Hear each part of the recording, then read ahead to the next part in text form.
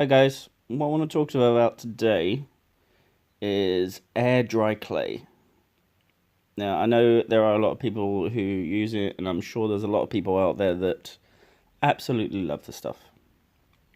Me, I just find this stuff terrible to use.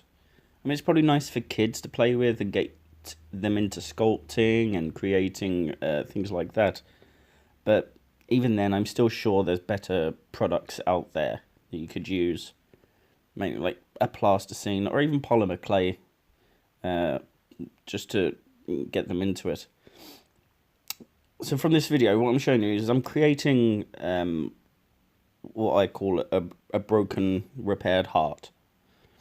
Um, it's a simple enough design, and I made this just purely for this video, to show basically that the time and effort you put into making something versus its end result, especially using air dry clays. You see here, I've lined out the heart shape. I'm just cutting it out with a sharp knife or a Stanley blade, or I don't know what other people call it. I just call it a Stanley knife. Just because it bends really well. It's a lot easier to use for me.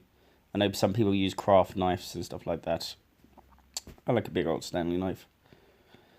So, it came out quite smooth. Looked really good. You see, I'm just smoothing down the edges, trying to keep it into the shape that I'm wanting. And see, I'm just brushing on some water just to keep it sort of smooth-ish. I wanted to give it sort of like a rough pattern, and that brush was quite hard. And I've drawn some lines for it there, to simulate the pieces of the heart going back together. I'm just smoothing out the edges a bit.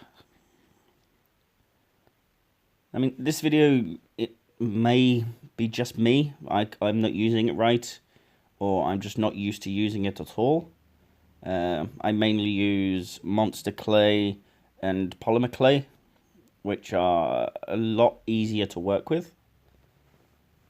You see, I'm just starting to add the drips to the heart. Now, blending it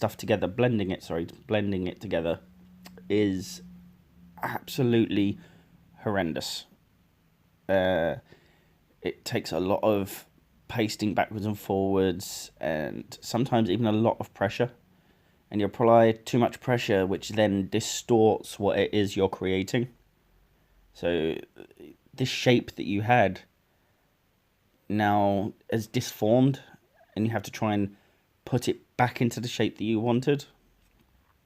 And it's an ongoing process, backwards and forwards, of blending it in, and then reshaping, blending and reshaping. So here I'm just making staples out of ordinary garden wire. I had no particular length I wanted to do them. I just, cut them probably about a centimetre and bent the two ends over.